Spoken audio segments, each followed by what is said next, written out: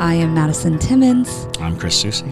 And we're paranormal specialists who live in the most haunted city on earth, Savannah, Georgia. Every day is Halloween in our line of work, so join us as we spin true tales of haunts, murders, and disturbing Savannah history.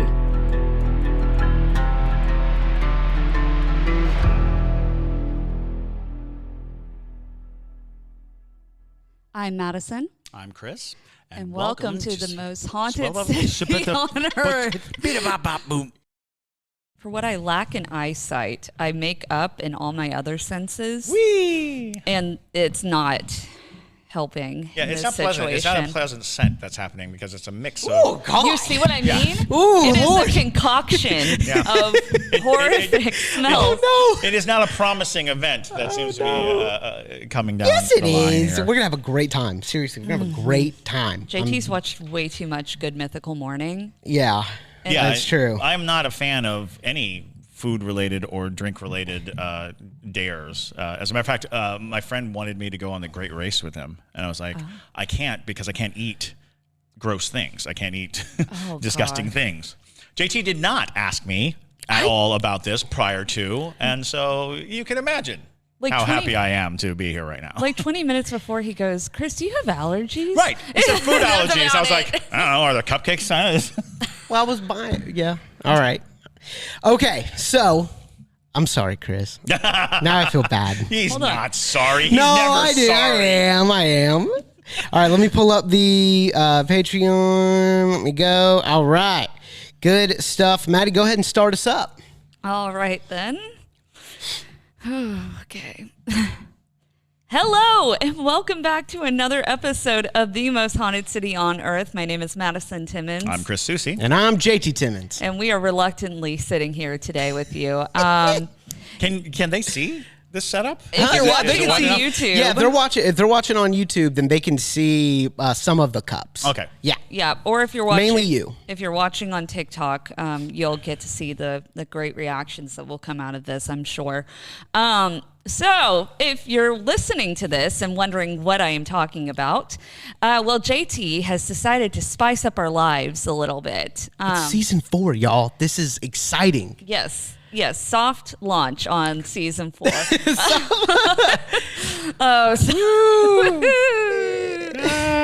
Yeah. Just tell them what y'all won. God. We won a great prize. So JT decided that he wanted to spice up Ghostmail because that's everybody's favorite episode that we do. Yeah, why would we keep doing what everyone loves? We should change it.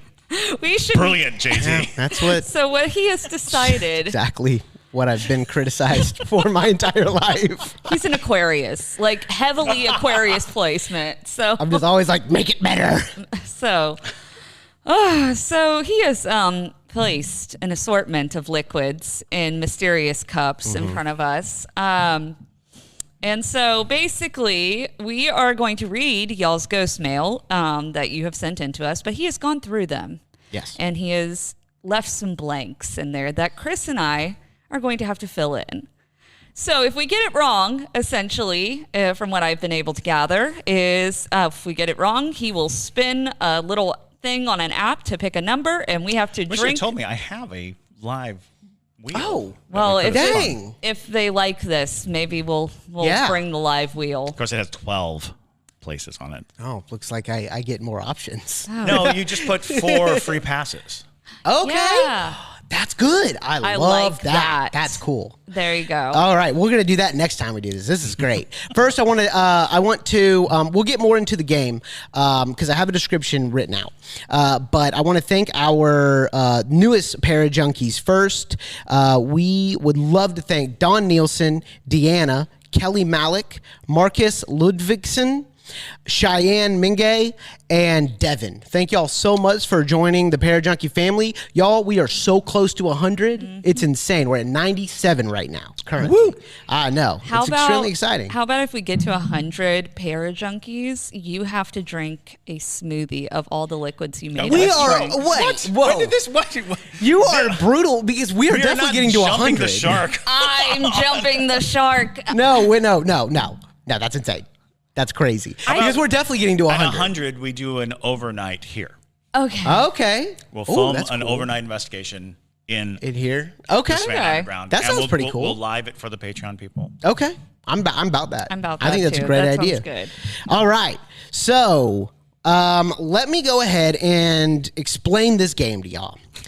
New season, new segments. We're testing out turning our extremely popular Ghost Mail segment, where listeners send in their personal ghost stories, into a wicked game.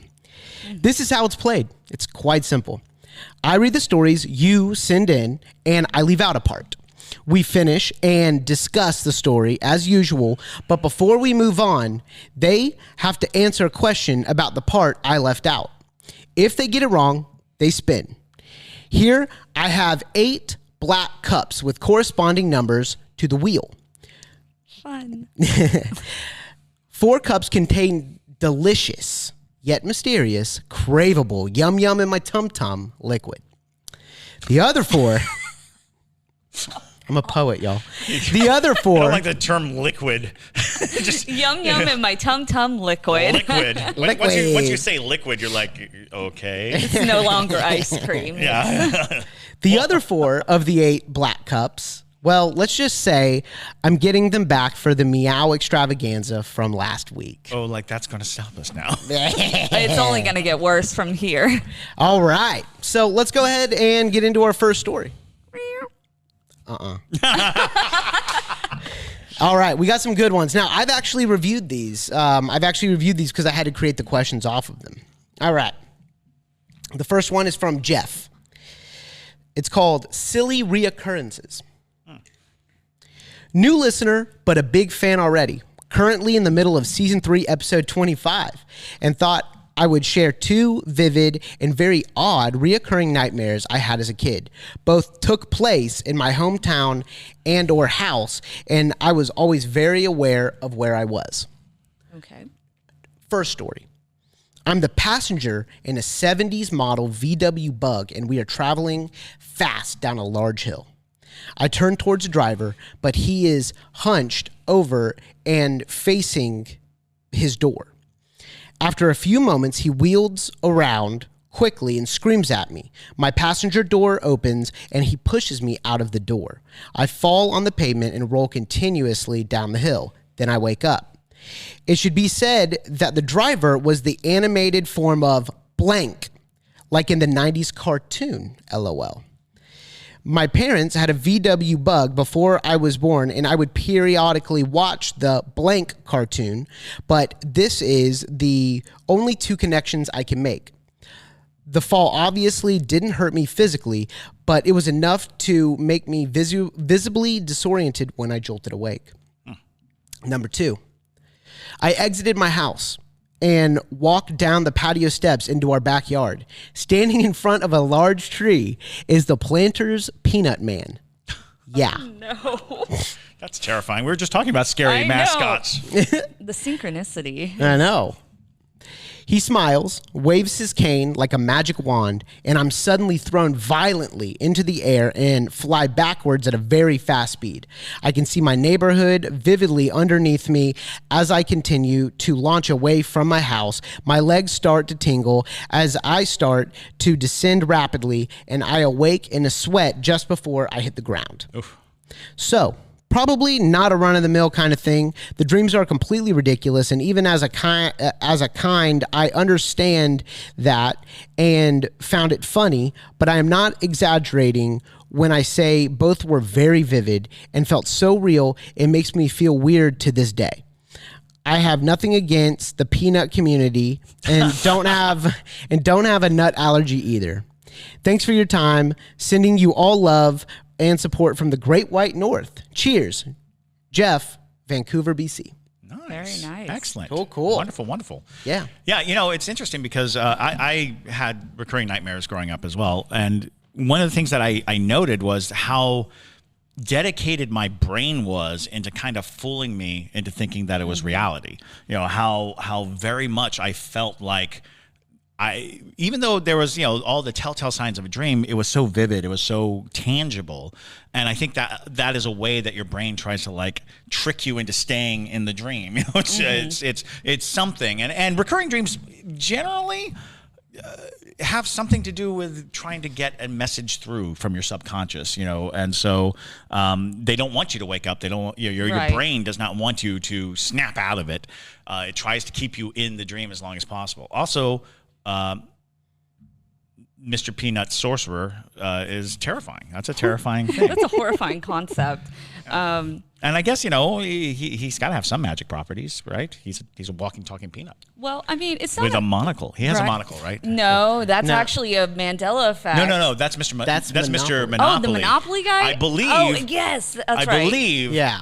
Mr. Peanut has, which might be the cross in our brain. That is the cross. He's got the top hat. He's got the monocle. He's got the cane. That's it. And monocles have never been worn by good guys. It's true. Like a monocle, penguin.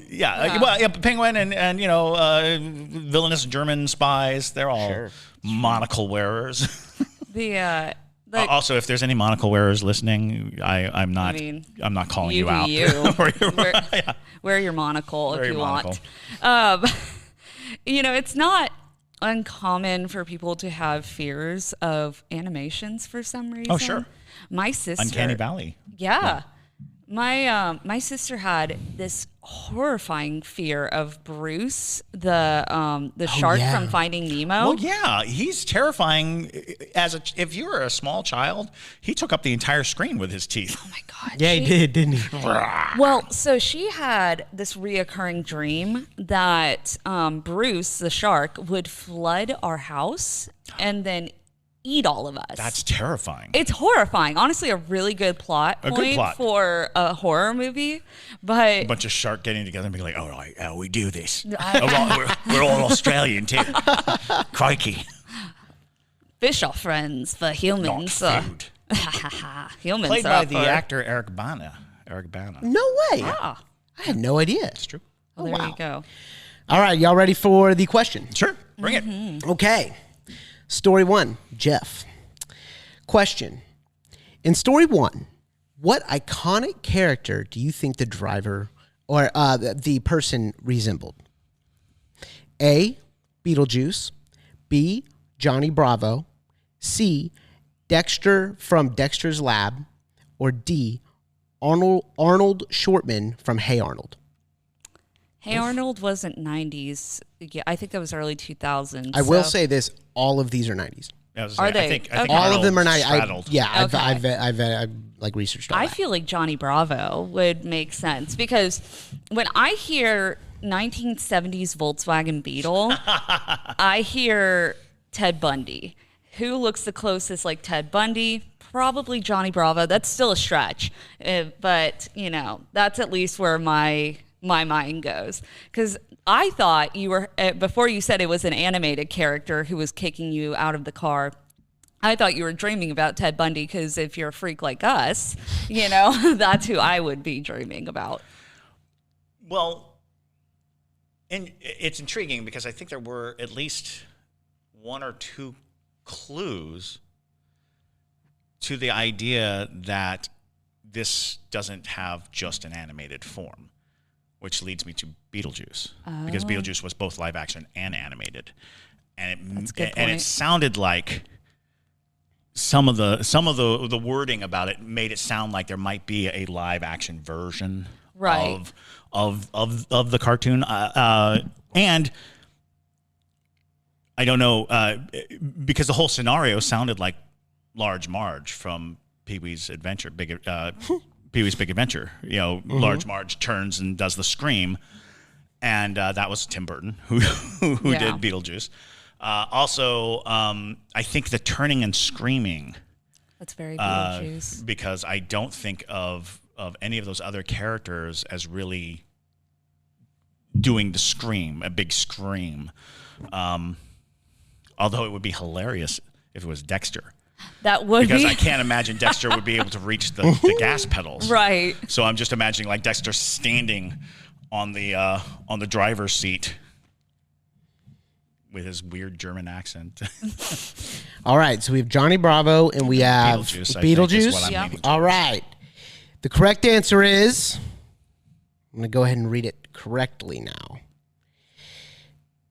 It should be said that the driver was the animated form of Beetlejuice, like in the 90s cartoon, Animated LOL. form. Oh, God. You're smart, man. You're smart. I don't listen enough, I guess. Oh, God. My parents had a VW Bug before I was born, and I would periodically watch the Beetlejuice cartoon. All right, Maddie, let's spin. Spin it up. I'm scared. Oh, yeah. Is there any way to show? Go ahead. Spin. Wait. Is it, yeah, it's how just do I down press here. Yeah, I'll that? spin for Okay. you. All right, you got Spinning. 2. Show it to the camera. Oh, we got 2. Oh, God. I don't like So that's 2 right I don't there? like the milky coloring of this. I also don't like that there's so little in there. Right. Because it suggests that it's really bad. That giggle guy over here. God.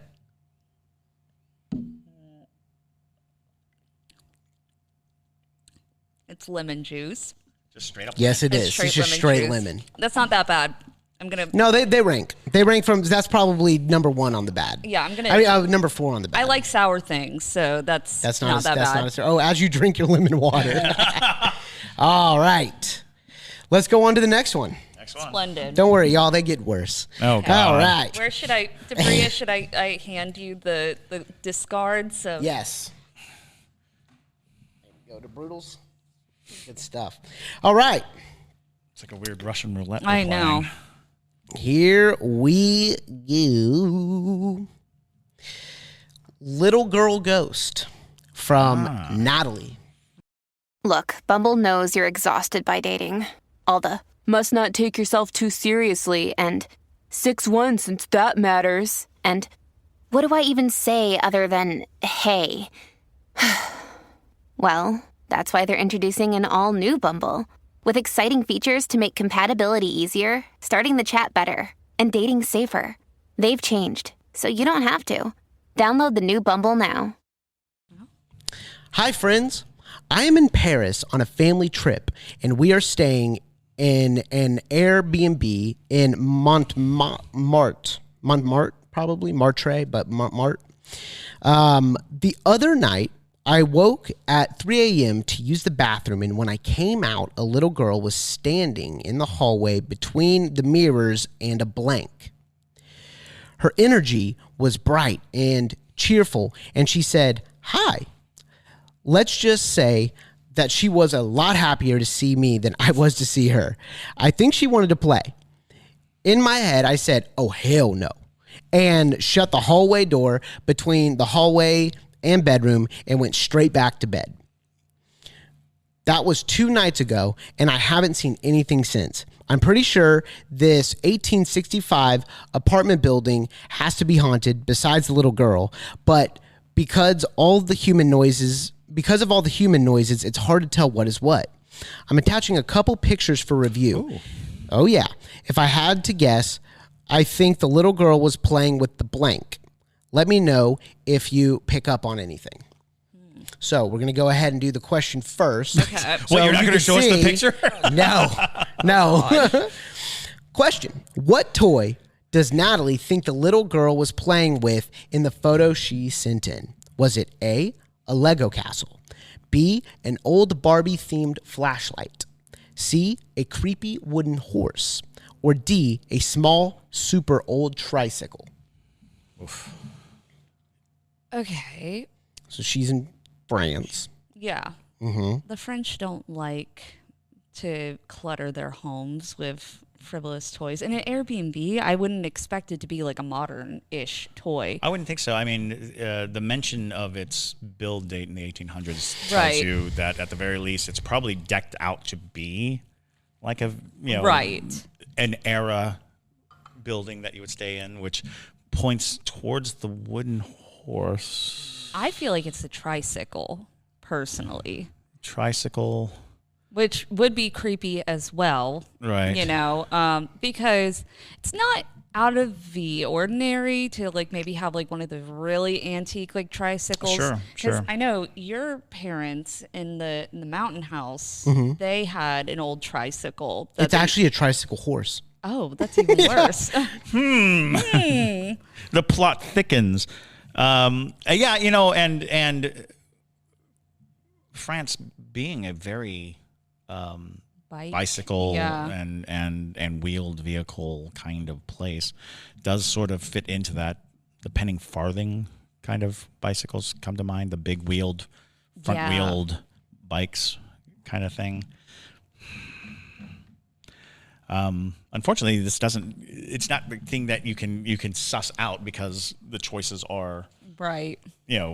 Kind of there. I do like Barbie flashlight just because I think that's funny. That would be enjoyable if it was a Barbie flashlight. Which, when you think about it, late night going to the bathroom, having flashlight available to people who are moving around in the Airbnb in the dark, having a little flashlight for maybe kids to see their way, or a little night lighty kind of thing. I'm gonna go tricycle. Okay. I think I'll go with you. Tricycle. Yep. All right, we got 2 for tricycle. Let's go ahead and read it. The other night, I woke at 3 a.m. to use the bathroom, and when I came out, a little girl was standing in the hallway between the mirrors and the horse. Should have gone with your first gut my instinct. first gut instinct. Yep. So, Chris, we'll go ahead and spin for you. Okay. And 8. 8 it is. Yep. Don't know what it is, but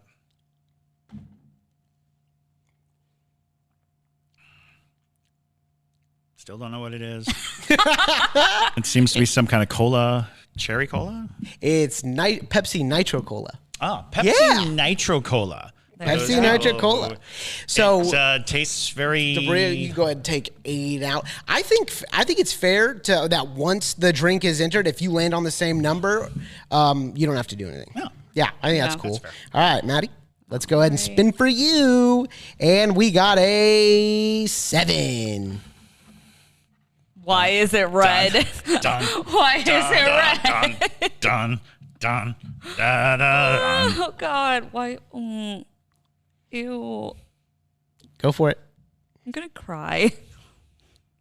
Oh, why does it smell like that? Go for it. All of this was bought in like a real a store. I didn't make it. That is vile. Is it apple What cider she vinegar? just tasted was Clamato, which is clam tomato juice. Clam tomato juice. You just took out our worst contender. Congratulations. Wow. Those are 2 of the things that I hate most in this world. Good Lord. Oh God. Debria's like, oh Lord. I'm gonna have to cut my tongue off now. Thank you for that. Yeah. Oh, here are the photos. It doesn't die. Those are the photos. Let's see, if you'd shown us the photos, it would have been a lot easier for us to guess. I know. Nice. Yeah. Those are the photos of the wooden horse. All right. On to the next one. That was fun. I like that one. That was great. I can't get the seasonings out of my teeth. They linger. Okay. Here we go. Let me get to the next story. All right. Hold on. Who willingly drinks Clamato? Yeah. I think it might actually be something you add to like a Bloody Mary I've heard that. Yeah, that's exactly what it is. That's exactly what it is. It would make sense that you shouldn't. You would pour alcohol over it. Kill it with alcohol. Yeah, it needs that. It feels like it's alive. There's too many things going on with that, and it won't. The taste doesn't go away. Yeah. It does not go away. So if you drink Clamato juice, you might be a serial killer. Yeah. Everybody has different tastes, and no sane person is drinking that. All right, we're going on to the next one. This one comes from Yvonne, and it's called Ghost Grandpa. Ghost Grandpa. Oh, yeah. All right, Ghost Grandpa. Hello. Just started listening to your podcast. Thank you, Andrew Tate, for introducing me. I have a weird story about my grandfather.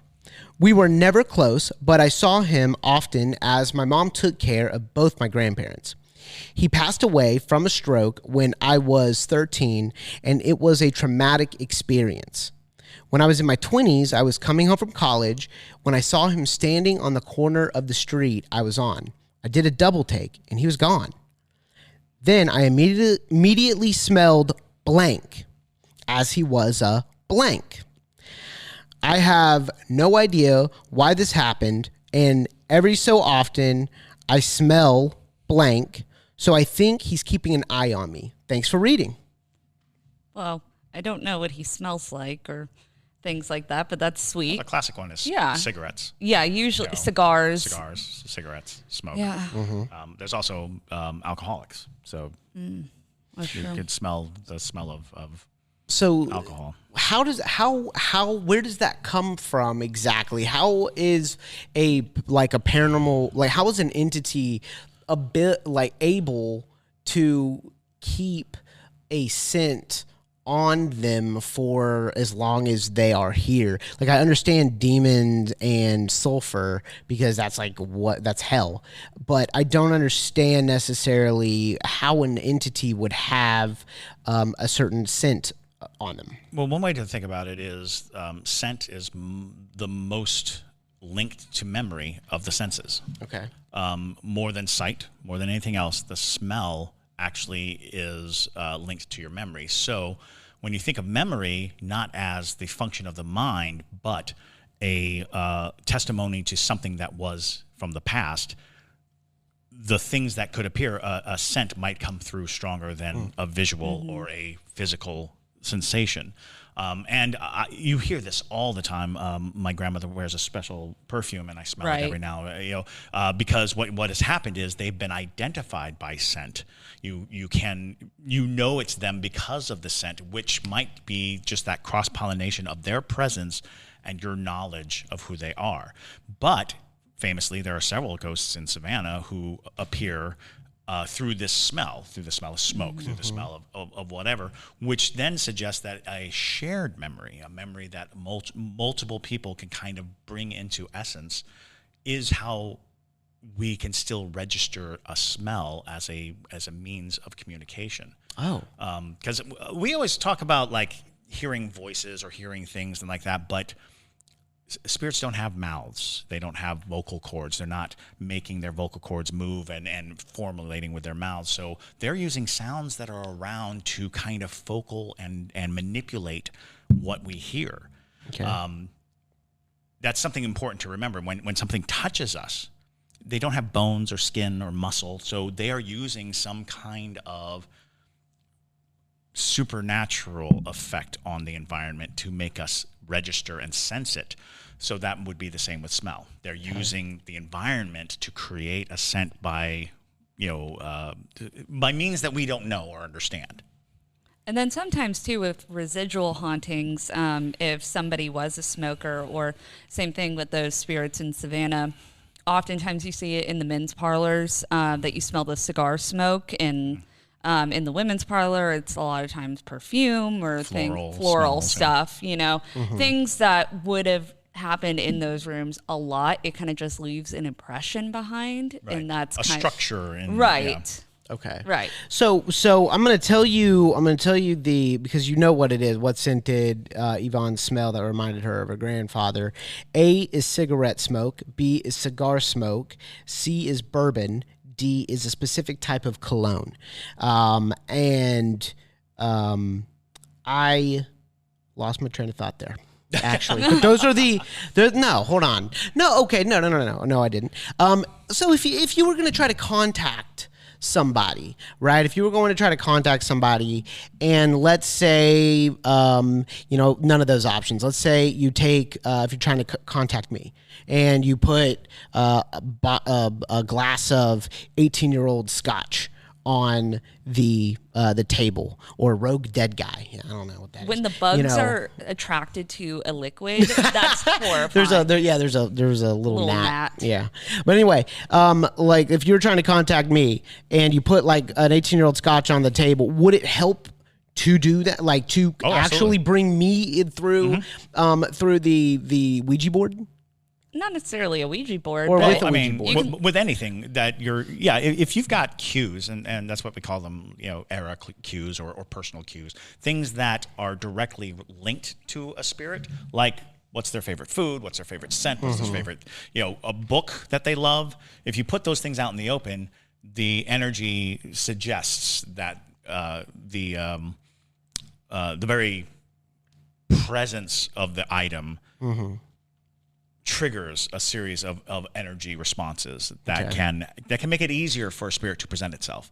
A lot of people think of it like a trap. I'm going to draw them to this thing, and it's really just about creating a situation where the environment is more amenable for the spirit to communicate, because there's something that links it. Well, in the case of you, like us leaving out scotch for you as a spirit, that would be leaning more into the side of like leaving an offering. That's true. And that's not what I mean, though. I mean, if you were sitting around a table conducting a seance with the Ouija board, would it be, because the worry about all of this is that you bring the wrong thing in, right? That's why you don't mess. That's why I don't mess with the Ouija board. I don't want to bring the wrong thing in, right?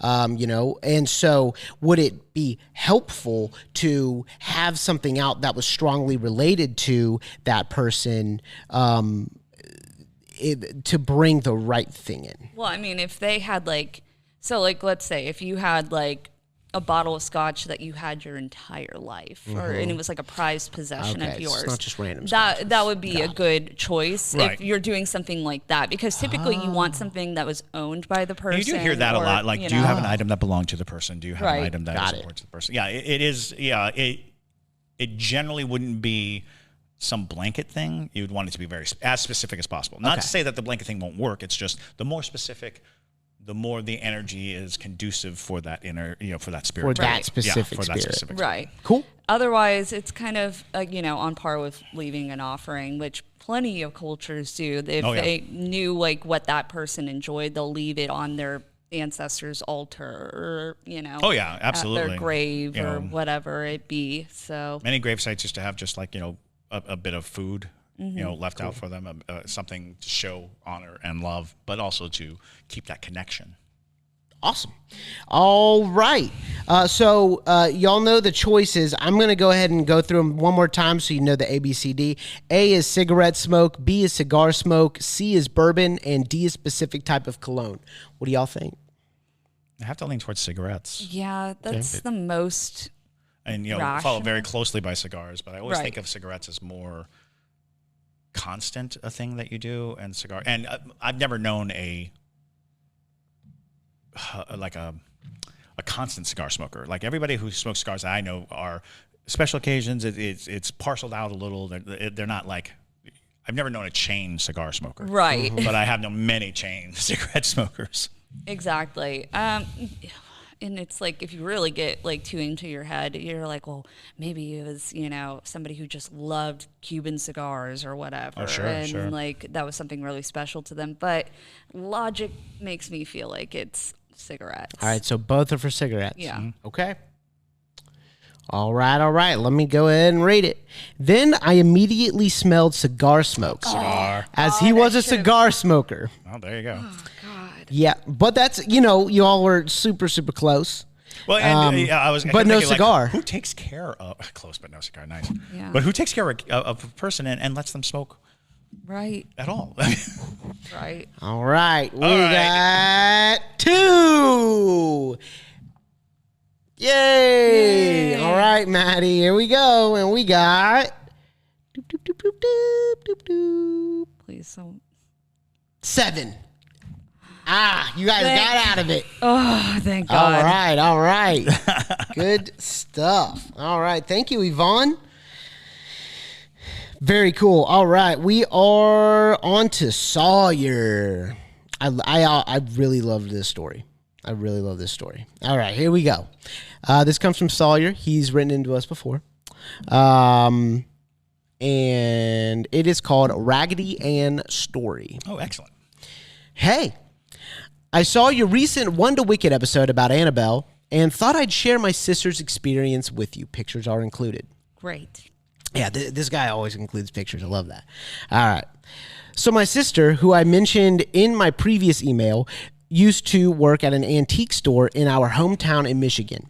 While working here, she ran their social media account and cataloged all of their antiques on their online store. As an added benefit, while working there, she was allowed to open her own booth inside the store and sell some of her own antiques. Since there weren't many employees, she quickly started working their full days, often being the first one there in the morning and the last one out at night. This means that she was the last one to see where things were at night and the first one there to see where things are in the morning. The store was always flowing with new items.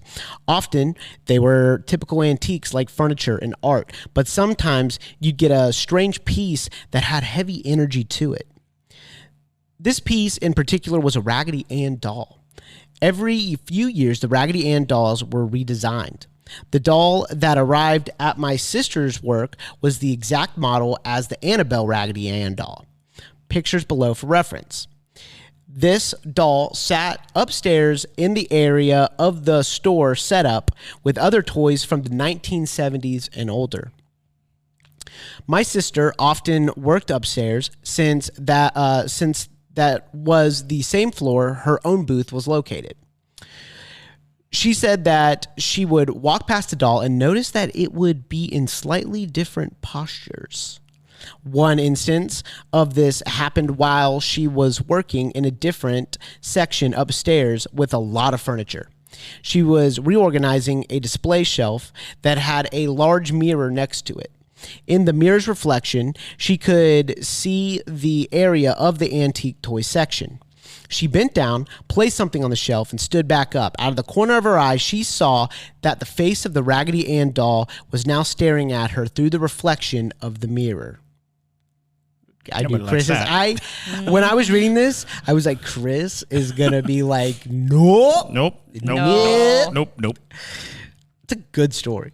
The doll, previously sitting up straight, was now bent over to the side just enough to see her in the mirror. Splendid. While this doll was here, other strange things would happen. While this store is locally recognized as being one of the most haunted buildings in the area, activity was largely centered around the doll while it was in there. Children would run downstairs in a panic, saying that the doll moved while they were next to it. One child even said the doll lunged at them. Kids said they felt uncomfortable while being around the doll. After hearing all of these reports, I went to the store to visit my sister and investigate the doll myself. I remember feeling like I walked through a thick and heavy cloud when I got in the area of the doll. I didn't dare touch it or get close enough to try. Like I mentioned previously, my sister would sometimes close the night before and open the next morning, being the last one out and the first one in. She would do her rounds in the morning to turn on signs and unlock doors. It happened a few times within a couple weeks, while items in her own booth would be moved in very strange locations and positions. There was a pointing hand on a display rack that would frequently be the item that was missing from its normal location. She would often find it sitting on a nearby table pointing at something. Pictures below for reference. If memory serves me right, she told me that a woman bought the doll and said she was instantly attracted to it when she walked into the store. Best, SW, PS, for you guys, the store's name is Holly Antiques. It's worth a quick Google search. The whole downtown of Holly, Michigan is very haunted, including the Holly Hotel and the arcade antique store, which tragically burnt down last summer. Wow. Oof. Wow. Looks like that's got to be added Put to it the on list. the board. Yes, put it Add on the it list. to the list. All right. So we got some great photos. Here we go. Boy. Yeah, if y'all want to, you just scroll right down. So that's the Raggedy Ann doll right there. We'll include this on the YouTube video. Yeah, yeah. that's Yeah. that's definitely creepy. That was a great story. I love that story. I'm definitely going to be wanting just to visit Holly, Michigan. Very Yeah, weird. creepy stuff, huh? Very. I like those sheep though. Those Okay. are pretty cool. So now Stop we're shopping. shopping. All right, here we go. All right, are y'all ready for the question? Bring it. Your brain needs support, and new Ollie Brainy Chews are a delightful way to take care of your cognitive health. Made with scientifically backed ingredients like Thai ginger, L-theanine, and caffeine, Brainy Chews support healthy brain function and help you find your focus, stay chill, or get energized. Be kind to your mind and get these nootropic chews at ollie.com. That's OLLY.com. These statements have not been evaluated by the Food and Drug Administration. This product is not intended to diagnose, treat, cure, or prevent any disease. What year was the first Raggedy Ann doll introduced? A, 1966, B, 1981, C, 1915, D, 1938.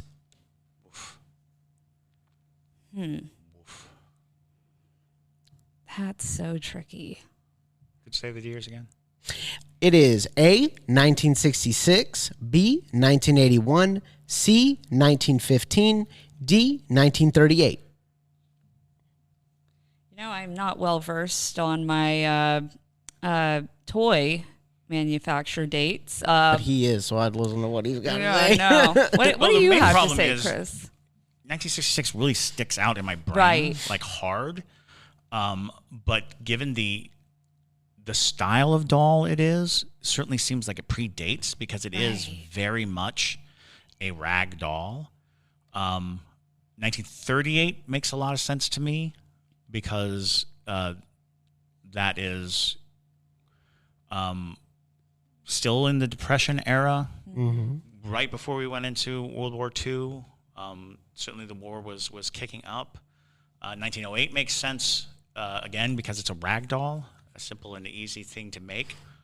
1908, you said? Is that It's what you said? 1915. Oh, 1915. That was the sorry. earliest date listed. 1915. I mean, like going all the way back to the oldest date makes sense. But the question was, what was the mass production of toys like at that time? These are hand sewn, I believe. Gosh, that's tough because I keep coming back to 1966. Right. Just in my brain. That feels However, right.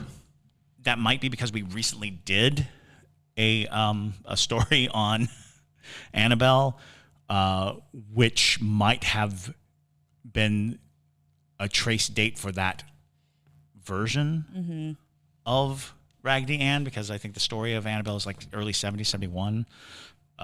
So it's like maybe that's just that version of Raggedy Ann.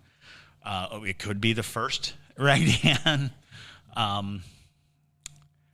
Well, I can't pin it. 1938 sounds good to me because I feel like it's something reasonable, because I want to say that Raggedy Andy wore a sailor's cap.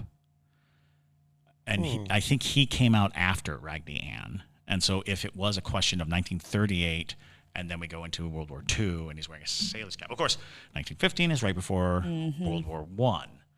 However, I don't know that the sailor outfits were the same. I know, it's troubling. It's troubling. So- That's a difficult one. When was Raggedy Ann introduced? My thought process is Yes. not as complicated. I am going to go with 1966 because that was the year that my mom and dad were both born. And I look at their toys that they still have, some of them, from when they were born to about when they were 5 years old, and they're horrifying looking. So, the stuffies of the 60s were creepy. And I think they just may have went through a trend of some sort in the 60s where everything was kind of supposed to look like Americana, like things like that. people are starting to get a little bit more money. Mm-hmm. That's my logic. I'm just going to go 1966. So we got 1966. What do I have to lose at this point? I've already drank Clamato. 1938. 1938. I'm leaning towards. Okay. All right. The answer is 1915. I loved what you were saying, Chris. I was like, he's going to get it. All right. I was thinking, just go to the earliest date. It's got to be the earliest. Spinning for Chris. Spinning for me. Spinning what for could Chris. it be? And it is 3. 3. The one the Nat also, has literally just been... Such little amount in there. Speaking of terribleness. Oh, God. Oh? Oh, my God. Are you drinking all of it? Mm-mm. Okay. No, he's drinking all of it. No, that's just mother's milk to me. Mother's milk? Soy sauce. It is soy sauce. Well, there you go. That's mother's milk? I'm Korean. There you Soy go. sauce Okay. is a common thing in my household. All right. Well, that was one of the nasty ones. To let y'all know, It's salty. On its own, though? Like, is it good? So A lot of people probably never tasted soy sauce on its own. There's more sweet elements than salty elements, even though the salt comes to the rise. If you really take your time, there's a nice fruitiness to soy sauce. yeah. Well, Everybody okay. take a shot of soy sauce at home. Take a shot of soy sauce. Heard that. It is low sodium, though. I will say that. Okay. Yeah. So basically, the only reason we're doing this with liquid is because our Bean Boozled didn't come in Oh no! soon enough. So the next one we do will be with Bean Boozled Jelly Bean, and I want to get in on it. Where I think it's kind of unfair for me to be sitting here watching y'all do all the stuff, and so I think that we'll kind of like talk about it and see how I could potentially, eat the nasty stuff too if things happen in a particular way. I have to figure it out, yeah. Yeah, have to figure it out. All right. Okay, here we go. Wait. We have to talk about the story because that story was wild. I was supposed to drink something. I know the comments are just going to be like, Madison, you have to speak up. You have to be honest. It's true. All right, we got a 1. One. Why is it? 1. Oh no, there's so little in there. It's got to be devastatingly bad. I thought we got through all the bad ones. Wait, the Clamato was the worst. Yeah, So it was. You've gone for the Clamato worst. was for sure the worst. And that's apple cider vinegar. That's vinegar for sure. It's a type of vinegar. Come on, buddy. It's good for you. At first I was like, oh, it's not that bad. And then it chokes you. Ashley When it hits the- Warner commented and said JT is unhinged. It is. A little bit. Yeah. Oh, that's funny. It's not that bad because it's sour, but it just like when it hits the back of your throat, it just it like burns. Yeah. No, it's not even a burn. It just feels like a hand, like reaching out and being like, yeah. Y'all got through all the nasty ones. Great. So let's see what this is. So we got we have one Number 6. more Oh. we have one more question. There's one more question. Oh yeah. Okay, let's bring it. So I was just going to drink these all.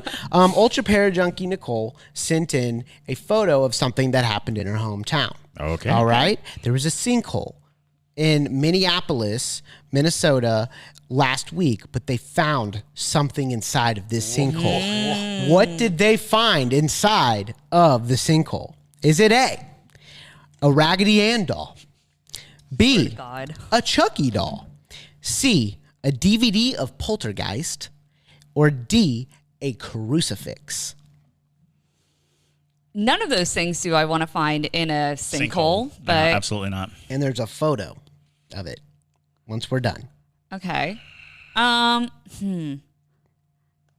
feel like Poltergeist would kind of make sense in this way of, I don't know, maybe somebody buried the Poltergeist movie. Because wasn't there like a belief that like if you watch Poltergeist, like it could curse you or something? Well, Was people that one believed of it was a cursed movie. Yeah. Because lots of people died, both around the production and in the production. That's a good deep dive we should do sometime. Yeah. Just talking about Poltergeist. Poltergeist is freaky freaky occurrences throughout, like right down to Carol Ann's death in Poltergeist 3. That's a great idea. Yeah, we should discuss that. Yeah, because there are many deaths involved in that. So Saturday's episode is with Debria, and Debria. It's actually going to be Danish horror lore for Saturday's episode, and Madison has prepared all of that, and so, but Debria has a TikTok that is all about her watching scary scenes in movies and reacting to them. Fantastic. Right? So I think we should have her back for the Poltergeist one. I think that's a great idea. Yeah, I mean, she'll be here anyways. So, yeah, if you don't know who Debria is, she sits and runs our tech stuff while we're filming this. Yeah. So, yeah. And the original Poltergeist, for some unknown reason, was PG when it came out. And I think I was 10. I went to the movie theater and watched it. That messed me up for a long time. So I love that. I love that idea, Chris. Yeah, let's do a deep dive onto Poltergeist. So yes, that makes sense. Yeah. I almost think that because of how outlandish it would be to find a Chucky doll in a sinkhole, because Raggedy Ann, I feel like we are on the Raggedy Ann train. Right. It's like this would be the third like inference reference of Raggedy Ann in a while. So. Yeah, and I don't think it'd be weird to find a crucifix, honestly. I don't think so either. I think that people probably drop, bury, and lose crucifixes all the time. I mean, unless it's like a 30-foot tall, life-size crucifix, that would be weird. Well, and also people put crucifixes when people die in car crashes on the side of the road. Oh yeah, like, absolutely. Things yeah, like so that. So there's plenty of reasons why you might find a crucifix in there. It doesn't sound weird enough to mention, not necessarily. And Raggedy Ann just seems too convenient. And the Poltergeist DVD, I think, makes a lot of sense. But also, what a small thing to find in a sinkhole. Sure. I mean, what size was the sinkhole? Because when I think of sinkhole, I always think of a sinkhole that I'm going to tell you, a building. Yeah, consumes a car or, No. About, I would say 12 feet by 8 feet.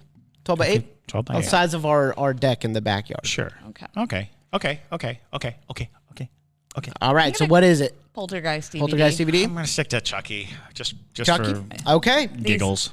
Y'all go ahead and check it out. Okay, you say it.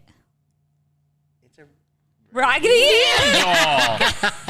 What's going on? We should have known that, we always set it out into the universe and it comes back to us. It's true. And it's so funny because It's so the small. MPR News, who posted about it, doesn't say anything about the Raggedy Ann doll. They're just like, here's a sinkhole. And I'm like, do you not see what's in it? It's a Raggedy Ann doll. Maybe somebody had their own Annabelle It's situation. a little Annabelle. It's a little Annabelle. Running around. So because we have 3 left, and there are no more nasty ones, y'all just go ahead and choose. Okay. I don't even think we need to spin. Okay, I'm going to go 4. Okay. I'll go 6 and you can have 5. Okay, I'll have 5.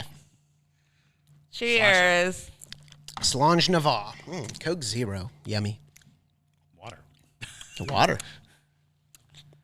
Is that rose lemonade? That is rose lemonade. Love rose lemonade. Fentiman's rose. She loves it. She loves it. Well played. Yeah, that's the most delicious one. So yeah, it's I kind of did like a 1 through 4, like 1 being Clamato on the one side and the 1 being the I rose deserve lemonade. to end on this. You do. Watch that Clamato juice down. You drink all the bad stuff. I was so concerned that the Clamato juice wasn't going to get chosen. I was like, no, it's perfect. I almost put Clamato juice in like 2 just to be a jerk. It got chosen. Evil. I am evil, yeah. Evil. All right, that was awesome. That was awesome. So, yeah, next time we do this, we're gonna be doing it with Bean Boozled. Bean Boozled. We'll be boozled. Bean Boozled. Bean Boozled. Woo woo woo. Yum. Now, is Bean Boozled all weird flavors, or is it like every? It's 50% great flavors and then 50% weird flavors, but each flavor has a doppelganger. Yeah. bots, though they knocked off Bertie Bott's every flavored beans. Right. You know, from Harry Potter for sure, because that was the whole like premise of the Bertie Bots was to be like earwax or caramel. You know, it's like so that gets here tomorrow. Excellent. That gets here tomorrow, and we'll go ahead and knock that out. But yeah, this has been a fun season opener. Woo! Cool. Maddie, go ahead and close us out. All right then. Well, hopefully you guys enjoyed watching us suffer, or at least me suffer for a little bit. Maddie suffer. But thank you guys for listening. If you don't already follow us on social media, make sure to follow us on all platforms under Haunted City Podcast and things like that. But my name is Madison Timmons. I'm Chris Susi. And stay spooky, y'all.